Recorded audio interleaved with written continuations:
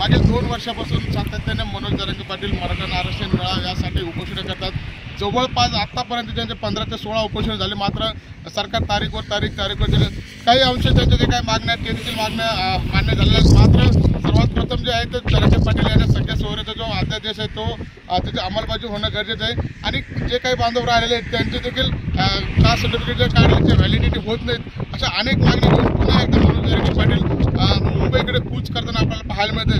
मुंबईकडे निघताना जरांगे पाटील यांनी जी घोषणा केली त्या घोषणेला उत्तर देण्यासाठी मात्र आता मराठवाड्यातून नव्हे तर महाराष्ट्रातून मराठा बांधव मोठ्या संख्येने मुंबईकडे जाताना पाहायला मिळत आहे। आंतरवाली सरहद्दीतून शहागडपर्यंत पैठणपर्यंत येताना 25 ते 30 किलोमीटरच्या अंतरासाठी त्यांना जवळपास 12 तास लागले आणि शिवनेरी किल्ल्यावर पोहोचण्यासाठी 22 तास लागले।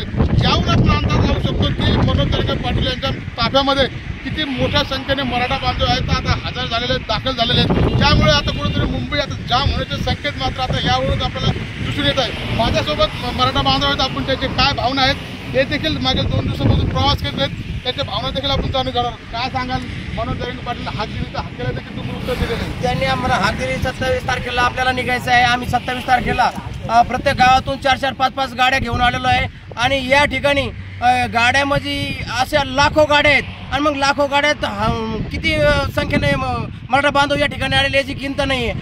आगेमोळाप्रमाणे या ठिकाणी मुंबईकडे मराठा बांधव निघालेले आहेत आणि निघाले असताना आता शिवनेरी ते चाकणपर्यंत पूर्ण जाम झालेले आहे आणि पैठणपासून तर नगरपर्यंत पूर्ण गाड्या होत्या। आम्हाला यायला इतका काही भयंकर म्हणजे गाड्याचा सामना करावा लागला, संकटाचा सगळ्या ट्रॉफिकचा सामना करावा लागला आणि त्या ठिकाणी आज आम्ही शिवनेरीला पोहोचलो आणि शिवनेरीहून आता पुन्हा पुण्याहून चाकणच्या मुंबईच्या दिशेने आम्ही या ठिकाणी रवाना झालेलो आहे आणि आमची हीच मागणी आहे की आम्हाला आरक्षण मिळालं पाहिजे। मागच्या सरकारने ही टाळाटाळ केली, शिंदे साहेबांनी टाळाटाळ केली आणि पुढं ढकललं, परंतु आता या ठिकाणी कुठेतरी देवेंद्र फडणवीस आमची हाक ही गर्जना ऐकली पाहिजे आणि आम्हाला हे आरक्षण जे म्हणून दादांनी मागणी केलेली आहे ते आमच्या मागण्या पूर्ण केल्या पाहिजे। अन्यथा आम्ही मुंबईमध्ये येऊन धडकणार आहोत आणि त्यांना पुन्हा ग्राउंडची एक आम्हाला पूर्तता केलेली नाही। आम्ही ग्राउंड जरी नाही मिळालं, जिथं जागा मिळेल त्या ठिकाणी आम्ही या ठिकाणी बसणार आहोत आणि मुंबईला धडकणार आहोत। नक्कीच जागा जरी नाही मिळाल्या तर मुंबईच्या दिशेने आता मराठा बांधवांनी कूच केलेले आहे। ज्या ठिकाणी जागा मिळेल त्या ठिकाणी ते बसतील। काय सांगतील भैया, सरकारने जे इथं फक्त 5,000 लोक बसण्याची परमिशन दिलेली आणि संख्या जर पाहिली तर सरकारने फक्त 5,000 लोकांना परवानगी दिलेली आहे। आम्ही बाकीच्या लोकांनी कुठं जायचं तर त्यासाठी आम्हाला सरकारने आमच्या जागाची व्यवस्था करून द्या। आम्ही कुठं बसा आम्हाला फक्त सांगा देईनी। आम्हाला पैठणपासून यायला 22 घंटे लागले कुठं शिवनेरी किल्ल्यावर, तर त्यासाठी सरकारने आमची दक्षता घ्यावी आणि आम्ही मुंबईला येणार आणि आरक्षण घेऊनच येणार। नक्कीच आरक्षण घेऊनच येणार। काय सांगतील बाया, सरकारने परमिशन दिलेली लोक येत आहेत, काय वाटतं, काय भावना आहेत? आरक्षण घेऊनच वापस जायचं का? हो, आरक्षण घेऊनच वापस जाणार। हे जे पूर्ण पब्लिक चाललेली आरक्षण घेण्यासाठी चालली आणि मागणी रास्त आहे। नोंदी सापडलेल्या आहेत, प्रथम नोंदी सापडलेल्या आहेत, त्या नोंदी व्हॅलिड आहेत, त्या काही आजच्या नोंदी नाही आहेत, त्या 60-70 वर्षापूर्वी जुन्या नोंदी आहेत। त्यामुळं आम्ही आरक्षण तर घेऊनच जाणार आणि सगळे सोयरे कायदा पास करायला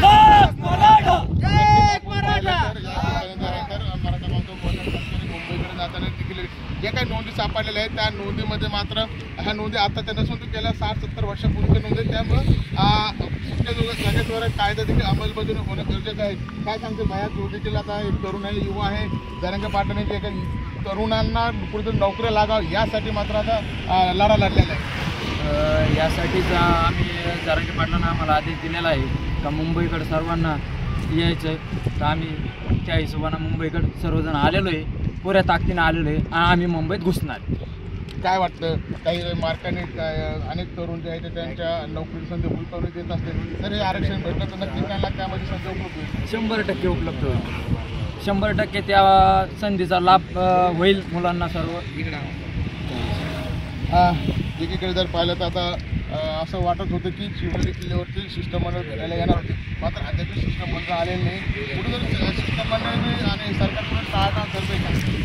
या सरकारने टाळाटाळ करू नये, कारण याला गंभीर परिणाम सरकारला या ठिकाणी भोगावं लागते नाही। कारण इथं काही हजारोच्या संख्येने मॉप नाही, हा लाखो करोडोच्या संख्येने मॉप आलेला आहे आणि याच्यामध्ये मुंबईची कोंडी होऊ शकते, हे सरकारने दक्षता घ्यावी। अन्यथा मराठा आरक्षण घेतल्याशिवाय तो वापस जाणार नाही। यामध्ये खूप हजारो लाखो तरुणाचं नुकसान होत आहे। आणि आरक्षण जर मिळालं तर या तरुणाचा नक्कीच फायदा होईल. आता भविष्यात खूप मोठी अशी पोलीस भरती या ठिकाणी काढलेली आहे, त्याचाही मराठा तरुणांना लाभ होईल. नक्कीच आपण जर पाहिलं एकीकडे तर जे मराठा बांधव, जे मराठा आमदार आहेत, आमदार आहेत, ते भाजपमध्ये आहेत, त्या नक्की पण जरांगे पाटलांना काही आमदार जे आहे ते जीभ छाटण्याची गोष्ट करतात. तर मराठा आमदारांनी अशा भाषा करू नये आणि मराठ्यांनी आमदारांनी मराठ्या संघच राहावे हीच आमची इच्छा आहे. कारण आम्ही दादाच्या पुढं जात नाही. दादा जे शब्द देतात आम्हाला, दादा जे म्हणते ना आम्ही ते करायला तयार आहे. कारण मी एक मराठा आहे. यामुळं हे मराठा आमदारचं करायचं काय? मुंडका वाढ पाय. हे मराठा आमदाराचं करायचं काय? मुंडका वाढ पाय. आता शिष्टमंडळ भेटायला येणार होतो अशी अपेक्षा होती की शिष्टमंडळ शिष्टमंडळ आले नाही. याच्या कधी शिष्टमंडळ जे आहे तर मुंबईमध्ये येईल. काय वाटतं तुम्हाला, तुमच्या मागण्या पूर्ण होतील का? आमचं शिष्टमंडळ जर आलं तर आमच्या शिष्टमंडळ आमच्या मागण्या मान्य कराव्या. आम्हाला जेल आरक्षण लागतं, आम्हाला आरक्षण द्या ना. आमचे मराठी मुलं एक मार्गाने जाऊन राहिली काय, त्यांचं आयुष्य उद्ध्वस्त होऊ राहिली. हां, त्याची समजा लायकी नाही, ते आज पुढं चालले ना. आमचे मराठा समाज चांगले उच्च शिक्षित आहे, ते आज घरी आहे आणि शेतात काम करते. काबड कष्ट करणारा माणसं आहे मराठी समाज. आणि सगळे 18 पगड जातीला आम्ही संघ घेऊन चालतो. त्यामुळे आम्हाला आरक्षणाची गरज आहे ना. आमची मागणी रास्त आहे, कारण आम्ही कुणबी आहे. हां, कुणबी असल्यामुळं आम्हाला प्रमाणपत्र द्यायला काहीच हे नाही. काय हे नाही, आम्हाला द्यायला पाहिजे. नक्कीच ज्याच्या नोटीस सापडल्या आहेत कुणबीसाठी त्याला द्यायला हरकत नाही. कारण की मराठा बांधव देखील त्या गोष्टीसाठी विनंती करतात आणि आता पोलीस भरती देखील ते करतात. त्यामुळं त्याला हीच अपेक्षा आहे की जर नोंदी सापडल्या आणि व्हॅलिड झाल्या तर त्यांना पुढे नोकरी चान्स भेटण्याची शक्यता आहे. काय सांगतील, तू देखील CEO आहेत, तुला देखील आपलं सर्टिफिकेट भेटलं तर पुढे नोकरी हो, सर्टिफिकेट भेटल्यानंतर ती शिक्षणामध्ये आणि नोकरीमध्ये हे जास्त हे राहील, प्राधान्य राहील, स्कोप राहील, प्राधान्य राहील. आणि यावेळेस गेल्या वेळेस शासनाने आम्हाला गुलाल लावून वापस पाठवला आणि त्या गुलालाचा अपमान केलेला आहे. यावेळेस आम्ही जीवाची बाजी लावू, पण आरक्षण घेतल्याशिवाय वापस जाणार नाही. काय सांगाल? मागच्या वेळेस आपलं जे वाशिममधूनच वापस आला तर त्यावेळेस मुलाला महाराजाची जे आपलं दैवत आहे शपथ घेतली, ते आता मराठामध्ये खूप शपथ होती. जे मागील जे सरकार होतं शिंदे साहेबांनी यांनी एक समिती स्थापन केली आणि त्या समितीमध्ये असं म्हणले की आम्ही शिंदे समितीमार्फत ज्या नोंदी सापडल्या त्यात अध्यादेश काढू आणि सगळ्या सोयऱ्याचं सुद्धा पाटलाचं एक म्हणणं होतं, सगळ्या सोयऱ्याचं सुद्धा अध्यादेश काढू आणि आमच्या हैदराबाद गॅजेट, सातारा संस्थान गॅजेट, मुंबई गॅजेट, जे काही गॅजेट असतील ते सर्व शासनाने आतापर्यंत लागू करायला पाहिजे होते. पण शासनाने त्याच्यावर कुठल्याही प्रकारची दखल घेतली नाही. टाळाटाळीचं उत्तर देऊन जरांगे पाटलाला मनास वागणूक दिली. तर हे व्हायला नाही पाहिजे, कारण की मराठा समाज हा महाराष्ट्रामध्ये मोठा समाज आहे आणि हा समाज शेतकरी आहे, सगळा कुंभी म्हणजे शेती करणारा आहे. तरी सरकारने या जरांगे पाटलाची दखल घ्यावी आणि मुंबईमध्ये समजा 5,000 त्यांचं म्हणणे 5,000 लोकांनी तिथं यावे आझाद मैदानावर. तर 5,000 तर आता आम्ही पैठण तालुक्यामधून आलो तर 22 घंटे लागले आम्हाला इथपर्यंत यायला, म्हणजे चाकणपर्यंत, शिवनेरीपर्यंत. आणि शासनाने एवढी मोठी जनता आल्याच्या नंतर त्याचा कुठेतरी योग्य प्रकारे न्याय द्यावा हीच आमची शासनाला अपेक्षा आहे.